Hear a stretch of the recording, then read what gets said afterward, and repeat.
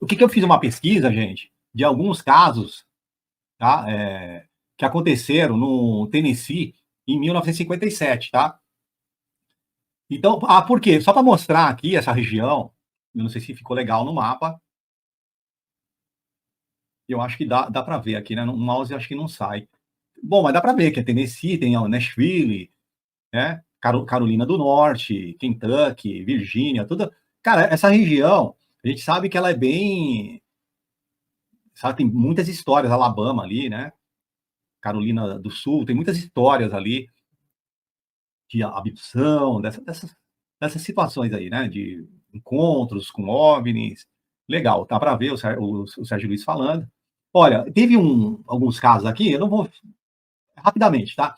Em 11 de maio de 1957, um objeto oval prateado foi fotografado por um casal, Paul e Evelyn Trent, em McMinnville, no Tennessee. As fotos desse objeto mostram ele sobrevoando uma fazenda e tornar-se um dos casos de OVNIs aí mais famosos da história. Apesar de algumas controvérsias, as fotos nunca foram definitivamente desmentidas. Correto? Então, assim, é lógico que, principalmente as fotos antigas, gente, elas vão ter um pouquinho aí de controvérsias, né? Hoje em dia é um pouco mais fácil de fraudar, vamos dizer assim, por causa da inteligência artificial, porém, há uma facilidade de, com a própria inteligência, você descobrir se é falsa ou não. Né? Então, aqui, hoje em dia, o estrago por causa das redes sociais é maior, né? Rápido. As pessoas querem coisas rápidas, coisas curtinhas, fáceis e até coisas que não precisa pensar. Olha lá, é verdade, e eu acredito, e vida que segue. Maury Island Incident.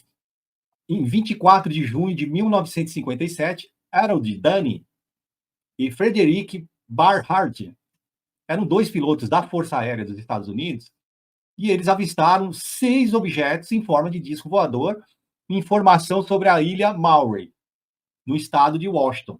Os objetos realizavam manobras acrobáticas e desapareceram em alta velocidade. O caso foi investigado pela Força Aérea, mas nenhuma explicação definitiva foi encontrada.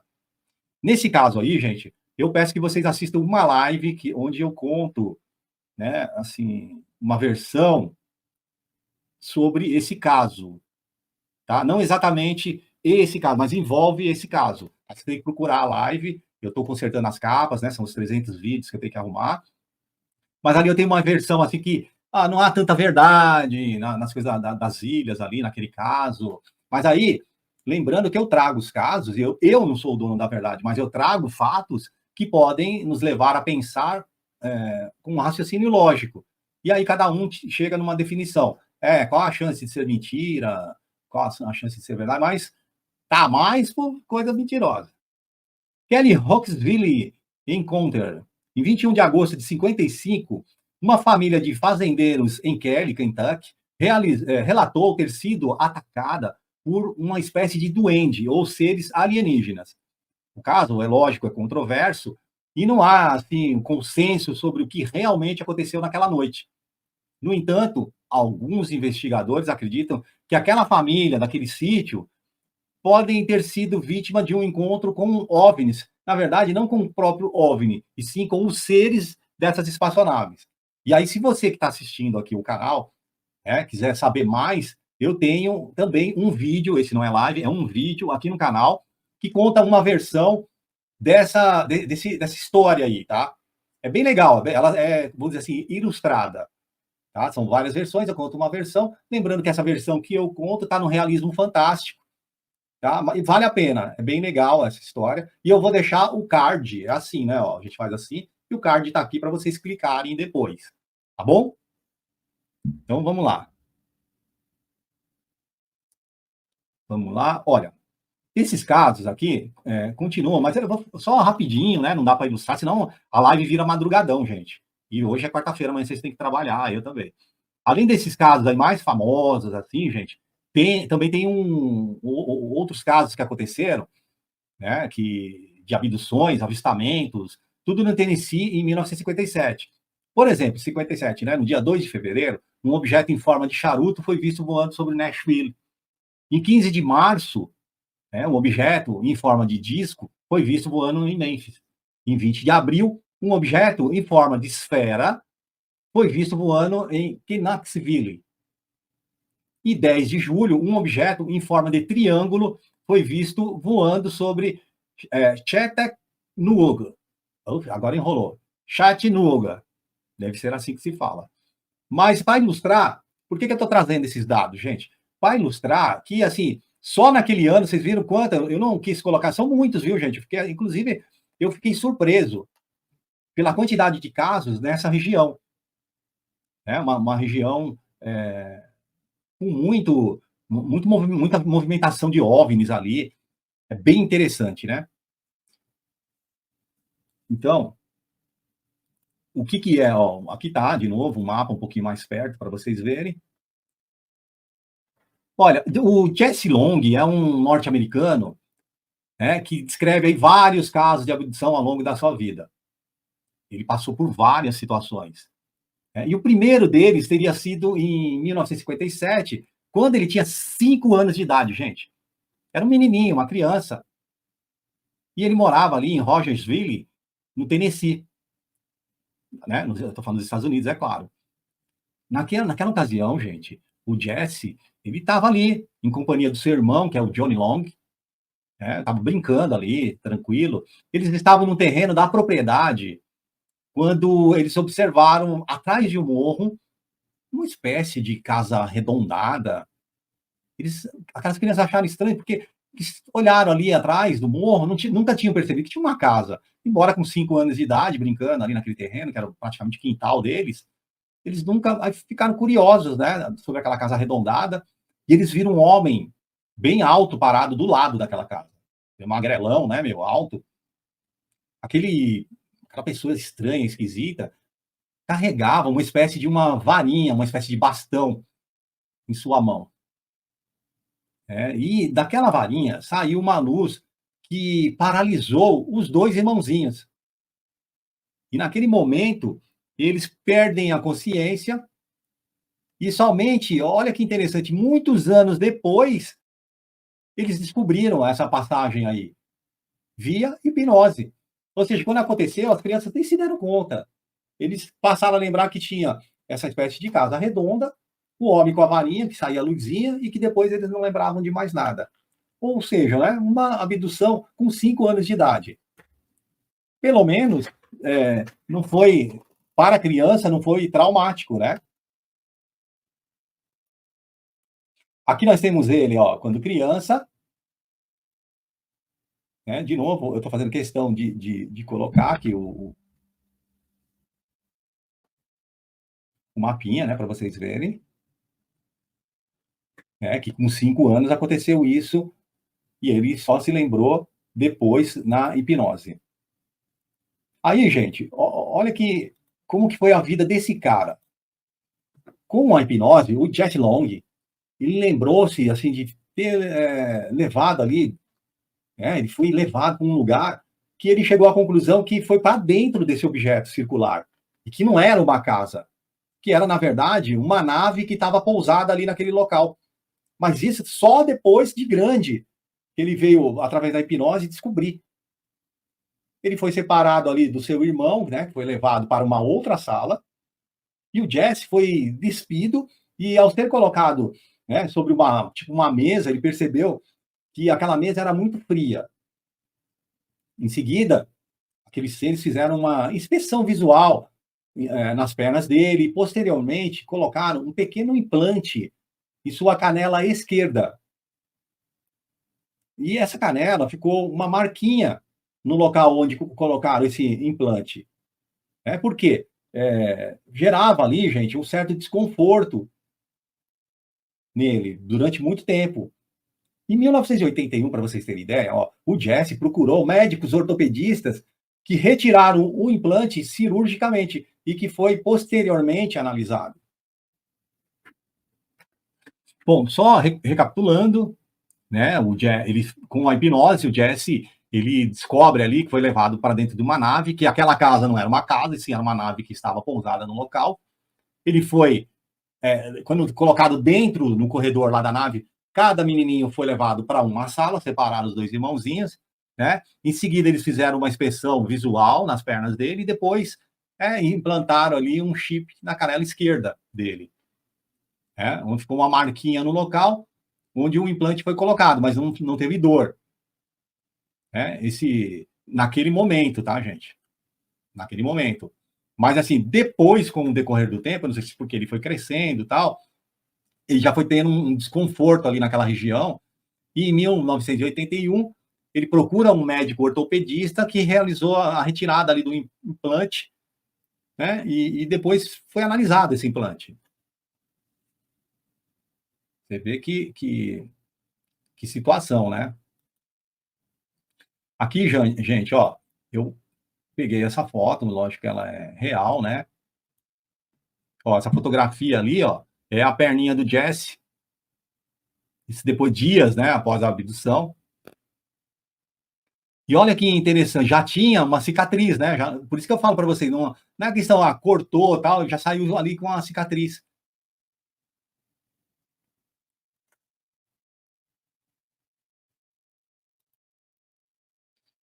E olha só que interessante, ó. Aqui ampliado um pequeno objeto que tinha aproximadamente 1,5 cm e algumas características ali bem interessantes, né? E alguns exames revelaram ali que esse objeto aí, ele era, assim, visualmente semelhante a um vidro. E aí, na análise, ele deu que ele era composto de silício, cálcio, 22% de cálcio, fósforo, 6%, enxofre, 24,4%, e visto ao microscópio, esse objeto aí parecia como um favo de abelha, né? Ele quer aumentar bem ali para poder dar uma olhada. Vocês entenderam que no objeto, a gente vai ver daqui a pouco, eu vou mostrar para vocês. E também foi constatado ali que esse objeto aí emitia ondas de rádio. Quando atingiu a puberdade, as abduções tornaram-se mais intensas e assustadoras, né, para ele. Elas seguiram um padrão característico, observando em inúmeros casos que a gente já estudou. Então, havia um padrão.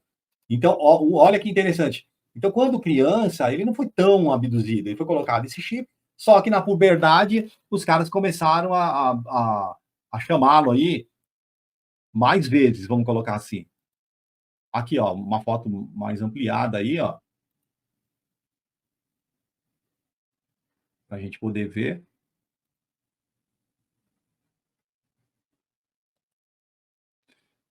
E aí é o seguinte, gente,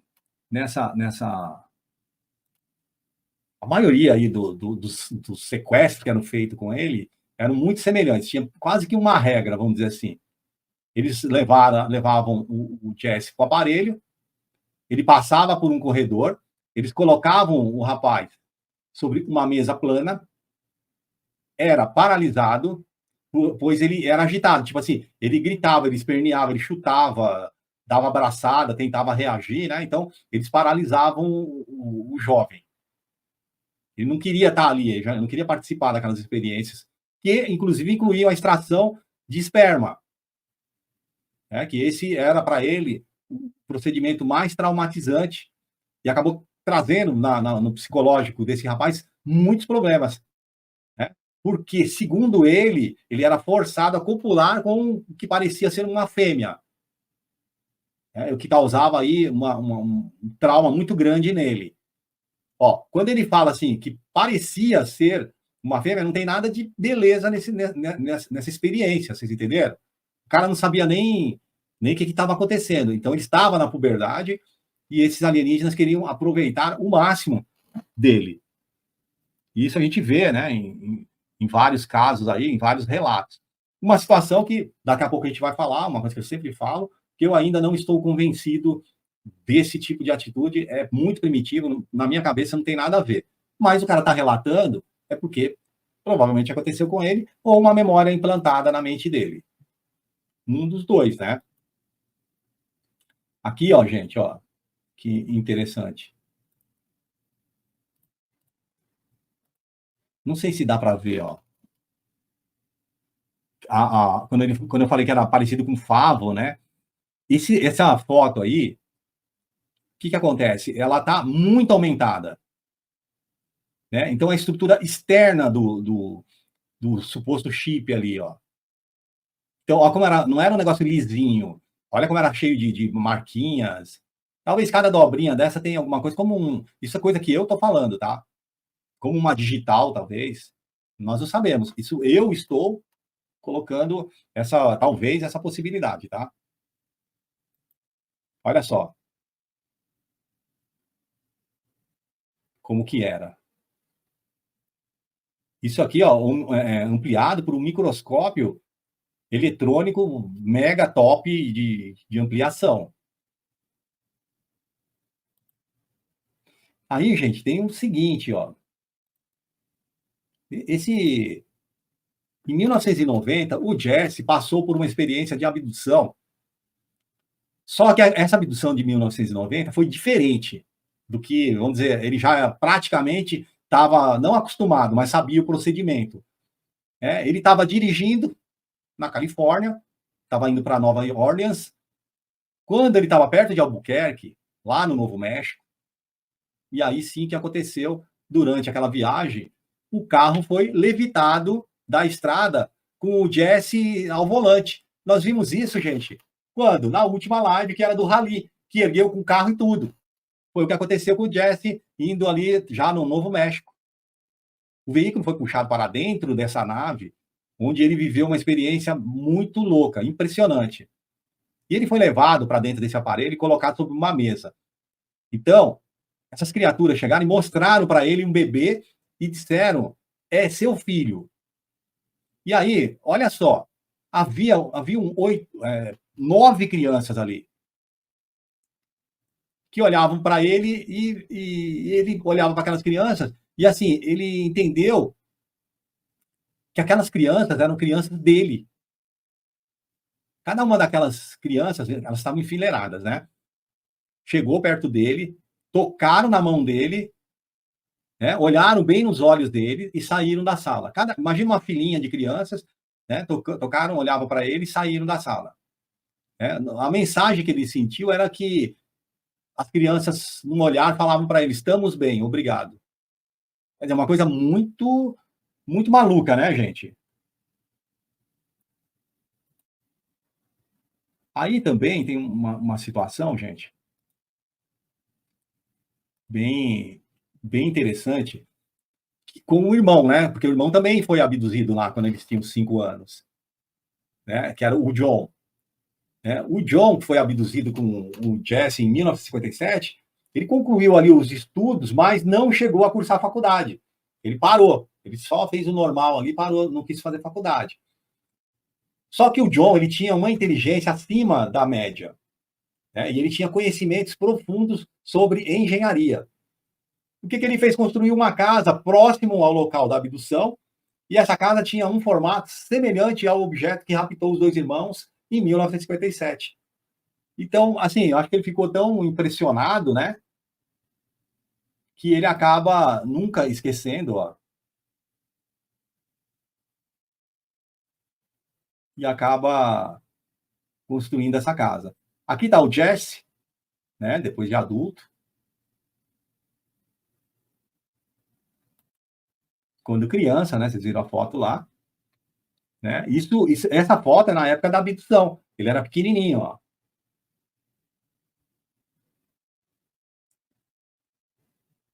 E esse caso, gente, é um caso muito interessante, né? E a gente encerra ele por aqui.